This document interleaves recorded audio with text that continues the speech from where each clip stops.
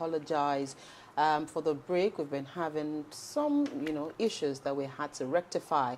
And thankfully, we are back here. And of course, unfortunately, we could not bring you a news point and our hashtag for today, but we'll delve straight into the first conversation for today, which is about the economy. And of course, money is being earmarked for the running of the nation. Last Friday, Mr. President assented to the 2026 budget put at 68.32 million naira, and he also signed the bill extending the implementation period for the 2025 budget from March 31st to June 30, 2026. What does this really portend for Nigeria's economy? And for those who are very familiar with budget spending, budget expenditure, are we on the right path as a country? And what are the ways by which we can also look at how budget implementation will be better going forward? We have a guest in the house. He's a friend of the house. And together this morning, we'll be taking a look at the budget implementation for 2026 and also looking at the feasibility and the implementation of the budget. Join us this morning as we welcome Chartered Accountant Kola Olaitan. Thank you for being here on the program today. My great pleasure. Good morning. Good morning. Mr. Olaitan, let's start on this note. Taking a look at 68.32 trillion naira budget estimate for 2026. Is this a realistic budget? And, in your own opinion, are we on the right path, on the trajectory of economic growth in Nigeria? Once again, good morning, and thank you for allowing me in here. A realistic budget, are we on the right path? A realistic budget, I cannot answer straightforward. We have to break it down. Okay. And that is looking at the premise upon which the budget is being done, right. Presented. One is the fact that you have an oil benchmark price.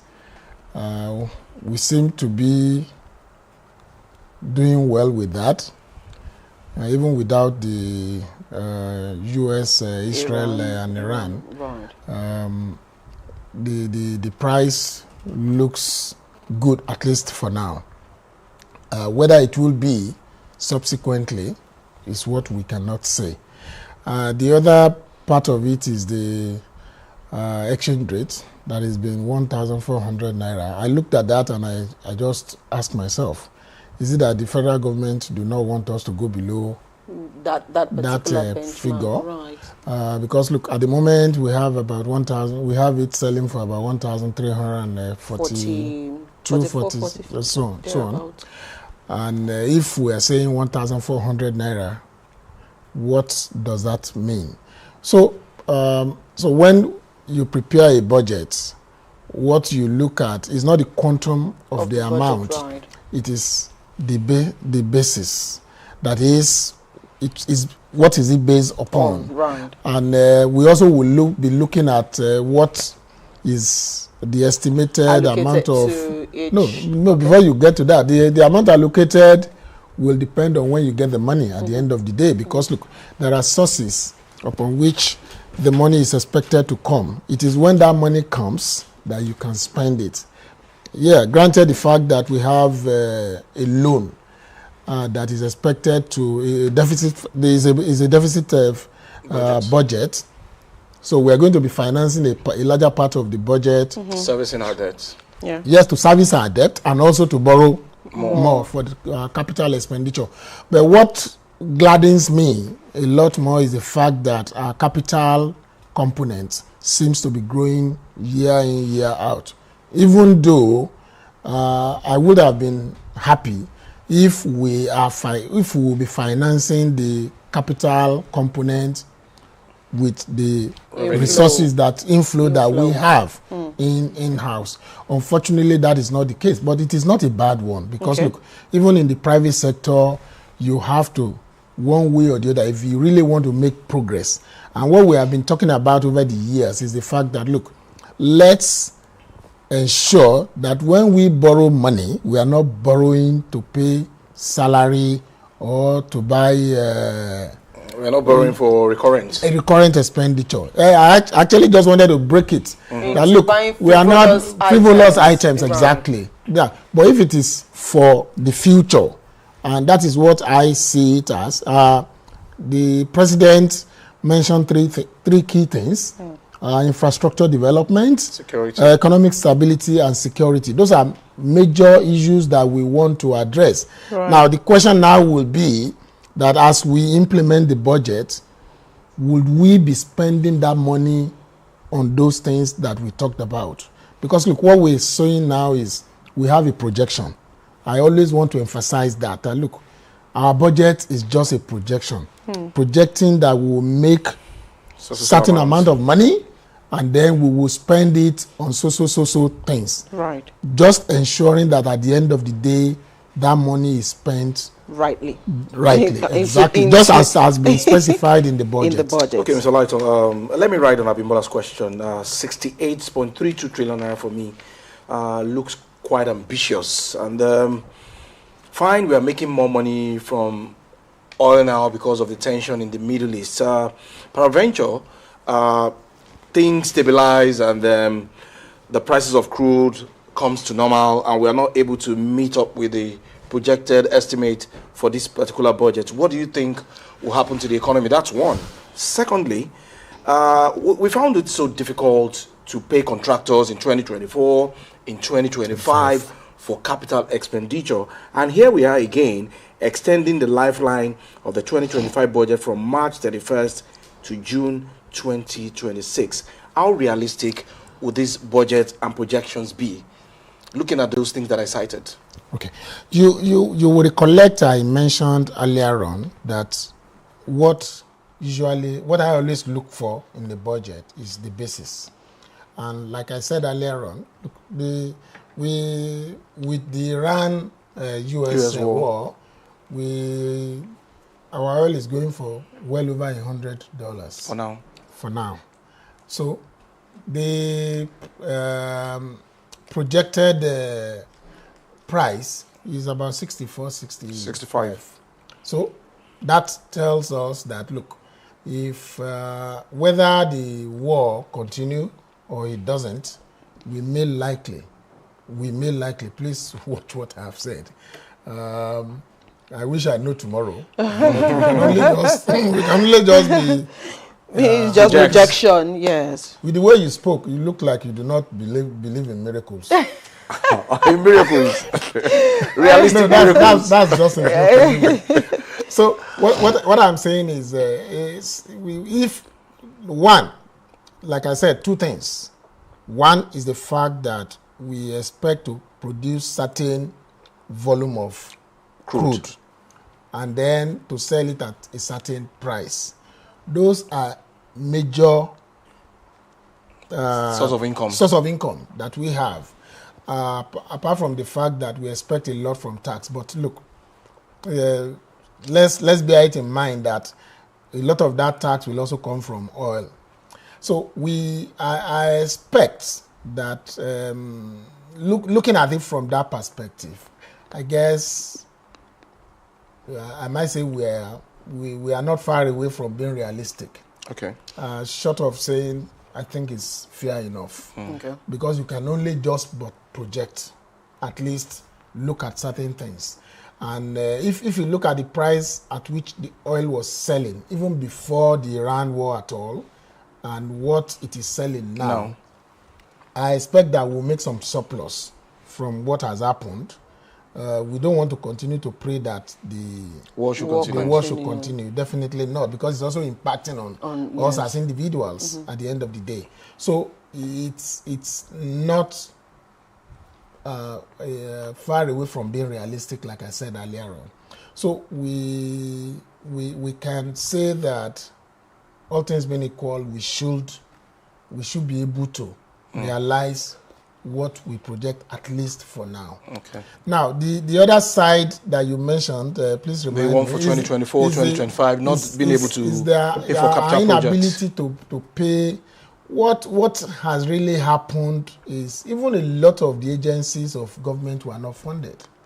That's the information we have.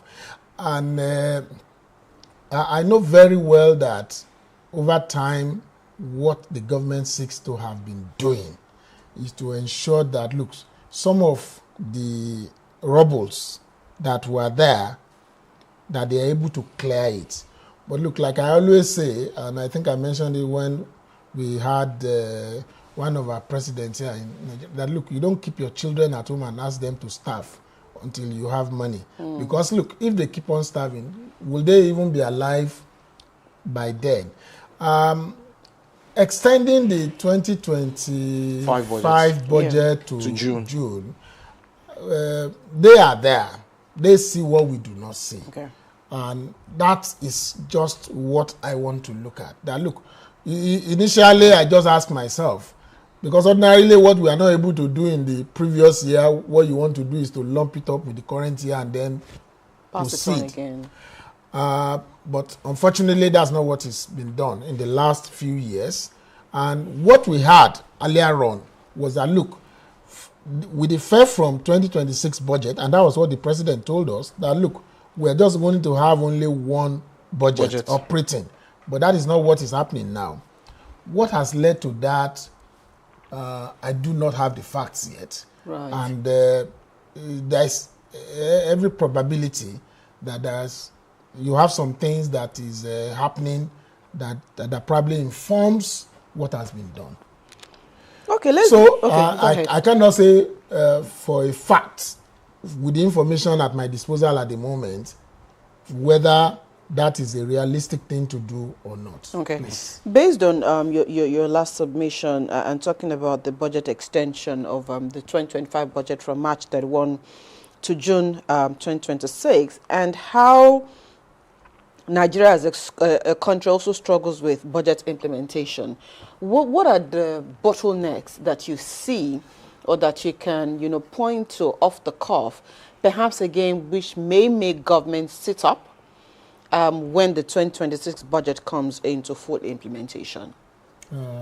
Like what? Please, I like you to please. So I said, okay, now that we've also seen here that there's an extension of the 2025 budget from March to June, and then hopefully by April 1, the 2026 budget will come into full implementation. What are some of the bottlenecks that we see that sometimes, may be a clog in the wheel for proper budget implementation? You see, we have been bedeviled for so long with fiscal indiscipline in this country, and that is what I meant when I said, look, let's hope that what has been allocated to defense, to education and others, and so on and so forth, will not end up going for something else. Right. You permit me to say this. This is more like election year, so to say. We are approaching election, and there is every likelihood that you have struggles for, please, let me take care of this, let me take care of this. No. Some projects that may probably not be worth the while, but at the end of the day, just starting off something. We've had that problem in the past. You have a lot of abandoned projects, which fortunately for us, this administration said it will no longer continue. And we are hoping that will not happen. You understand what I'm saying? Right. Look, make 100 naira and make sure that, look, the 100 naira that you make, if you say it's going to go for this, that, and it goes the way it has been done. That to me, is a critical part of what will make a success of this budget. You see, if it was in the days of the military, maybe we can say, but you have a lot of forces fighting for attention. The legislature, the politicians, and so on and so forth, the people behind the scene that you are not seeing at all, who do not even show their face as part of government, but they have a lot of, what's the name called? Do I say power? That they control a lot of things. So I guess if we can get a lot more disciplined with our fiscal measures, I guess we will do better. That's what I can seriously say at the point moment. about it. Okay. Exactly. Okay. Okay. Let me just be optimistic that we're going to have. So now I want to believe in my miracle. Initially, this government proposed 58.18 trillion. Yes. And after some time, Mr. President had to write to the Senate again to increase the budget to 68.32, which is what we have now. Yes. So, looking at the breakdown, we have capital expenditure 32.2 trillion, debt servicing 15.8 trillion, recurrent 15.4, statutory transfer 4.79 trillion, and then we have security and defense leading with 5.41 trillion, infrastructure, education, and health. What has changed from what we used to have since the inception of this government when you look at the budgetary allocation to each of these sectors? I think, like I mentioned at the beginning, we're seeing growth in the capital expenditure components, and which is good for us anyway, even though it is it's being funded with loans. Because what you probably want to ask yourself is, which is not a bad idea, what if we do not have to pay the 15 billion To service the debt. to service debt? So the more you borrow, the more you pay, possibly. But what is gladdening to me is the fact that we are spending close to 50% of the budget on capital expenditure. I keep on saying that, and I hope it will be so at the end of the day. One of the things that we've not really been doing so much here, and I hope you do it, is also for us not to look at just the budget, but let's also look at the performance of the budget at the end of the day. Yeah. A lot of us don't do that. And if I may also take us into this, you see, we focus so much attention on the federal government budget. Forgetting the states. Forgetting the states. And the local government. And the states is even, we look at the states, but the local government, we don't even know. We don't even know what they do. What is their budget? For all the how many local government that you have, and LCD that you have in Lagos, can you really say this is what their budget is? And that's exactly, and a lot of money gets into these people's hands. Right. But they all do annual budget presentation before they are lawmakers. They do annual budget presentation, but not implementation. Not just implementation alone.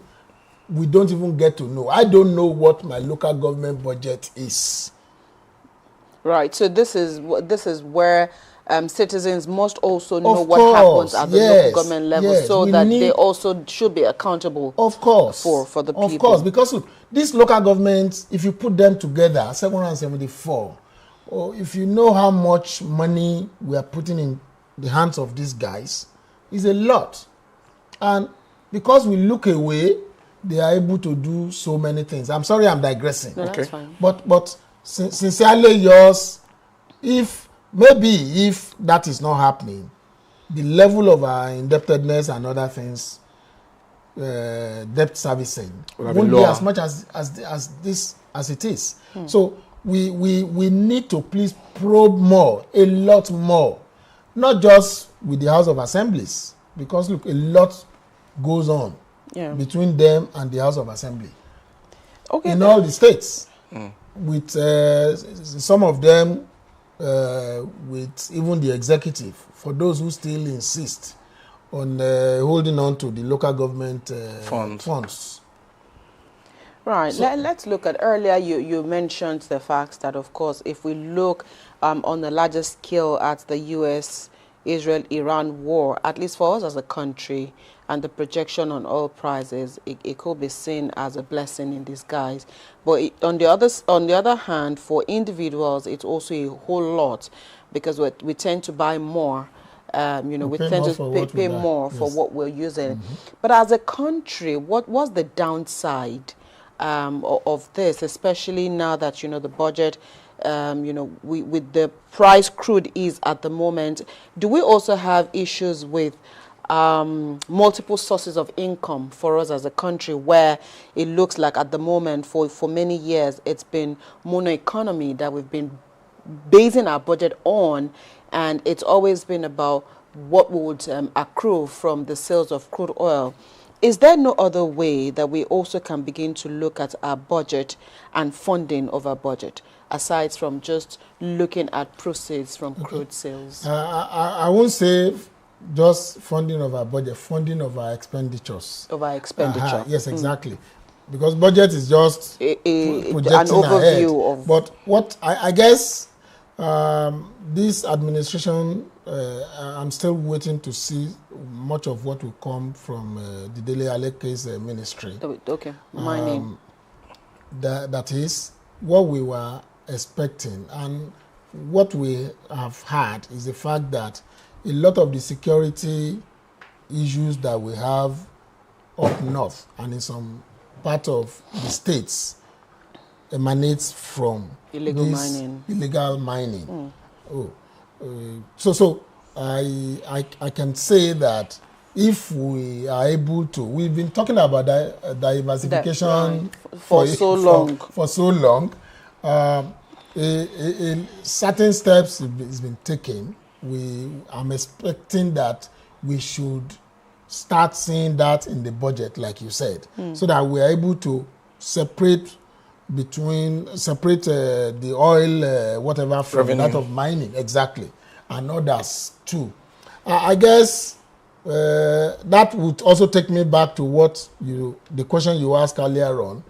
I guess what we do not really have, which is what I talked about in terms of our performance of our budget on a yearly basis, is the fact that, look, when we have some of all these facts, that look, we projected that we're going to get 100 naira, 50 naira came from oil, 20 naira came from oil, from mining. So I'm sure that will go a long way to let the populace be aware of some of the impacts that all these other sources are making on revenue flow. But sincerely, I guess we are still far from getting out of the oil dependence that we are in. Yes, exactly.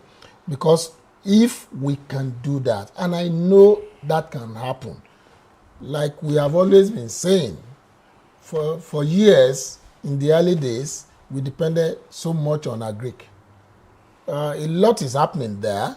We're just hoping that that can also grow a lot more, and then we can make something out of them.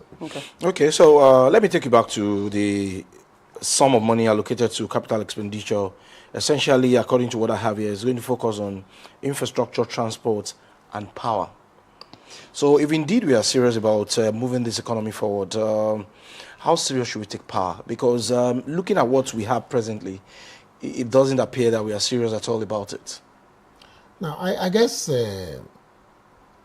if you see, sometimes the issue is not with policy.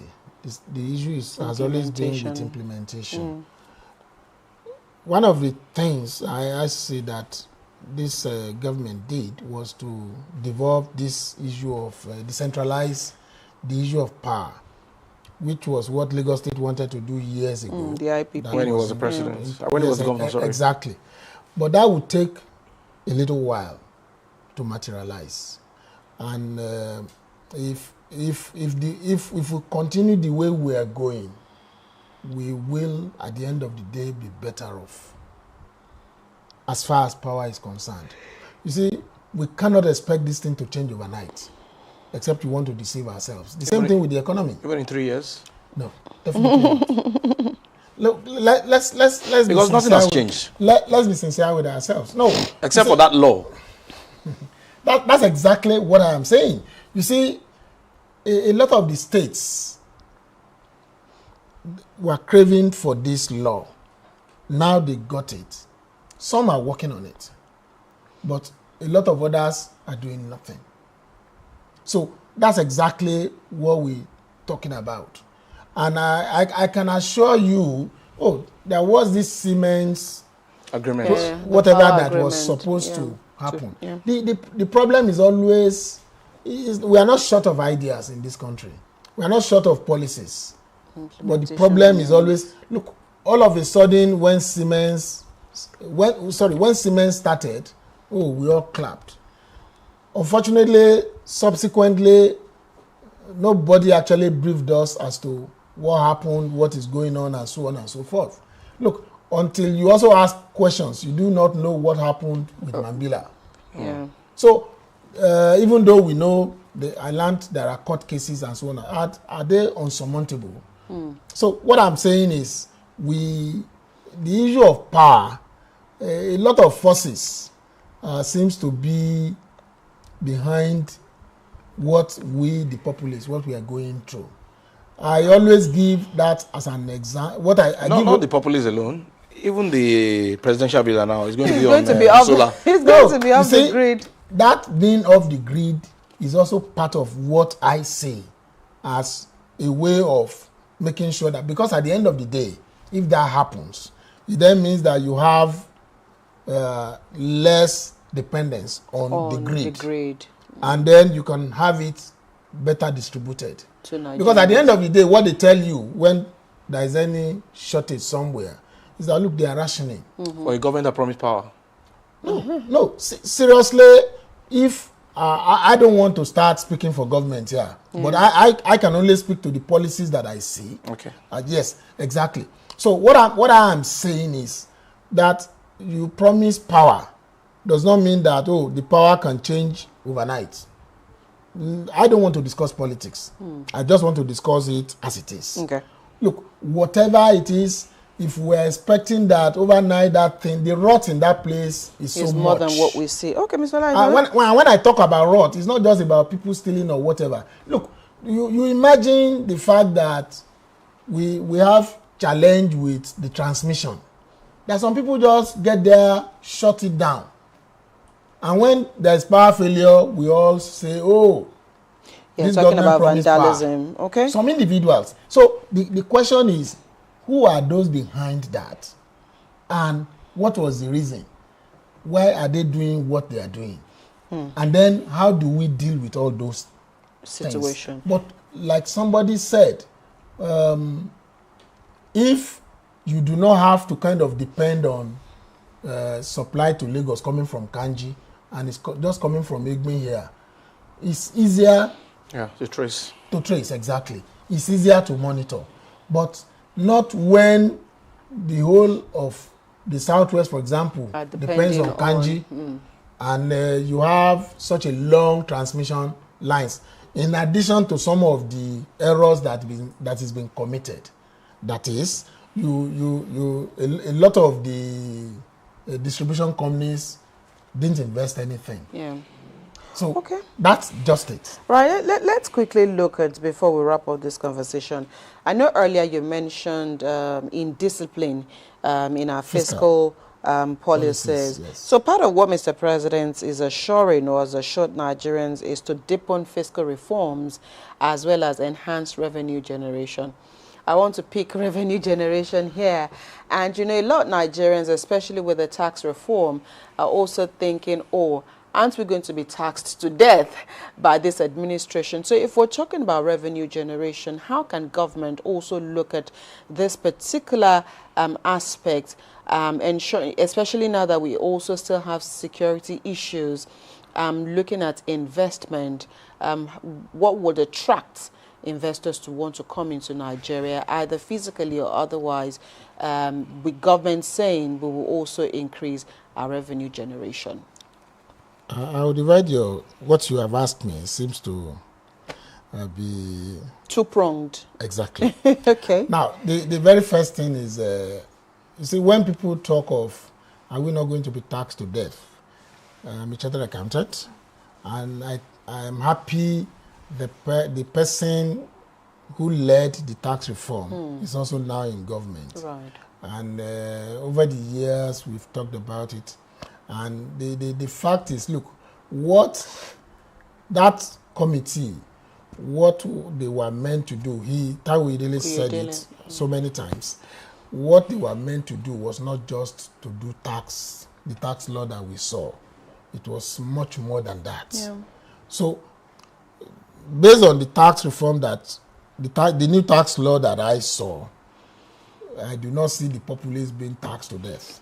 Okay. Rather, what you should expect if the government will have the will, and I'm now talking about both the federal, the state, and others, is to please let those who are not paying pay. Okay. That is it. And because that new tax law is targeted at the high net worth who had guys, been evading tax payments. Exactly. Right. Yes, one way or the other. They have a way of evading it. Rather than us having the FRS and the NRS, the NRS staff and the State Revenue Service staff Right. Growing fatter than a lot of us. Yeah, so it's not let the money come into the purse of the government. I guess that will go a long way. Then, not just that money, just like what the Minister of State said. Look, also ensuring that, look, the money that is collected is spent judiciously. And then the populace can see what you are doing what you are doing with the money. So if that, and not just that, yes, that's exactly what I mean. Accountability will show. And that's why I want this thing to get to the local government level. Because we don't know exactly what they are doing. Even some of the states, we don't really see. Because you ask yourself, we're talking about power now. I see almost all the states now wanting to have airports and so on and so forth. And I ask myself, is that priority? Should it be a priority? For some of them, maybe they talk of cargo and so on and so forth. But look, should that be where the money they are collecting now should go? Right. So if they are able to generating the money, yes, I know they can. Okay. If the law is properly implemented, the way it is being written, right. And then we'll get rid of all these Jankara.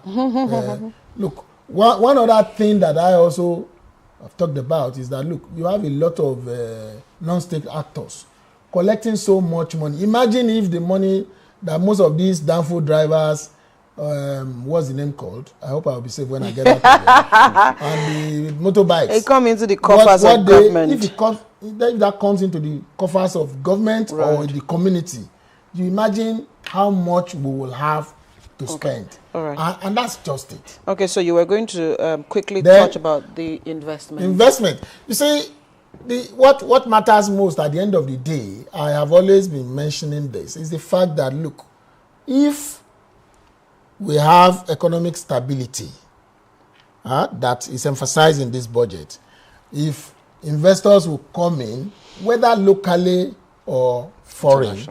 Look, if I will start a business today and I know the law that gets me into this business will not suddenly change tomorrow. Right.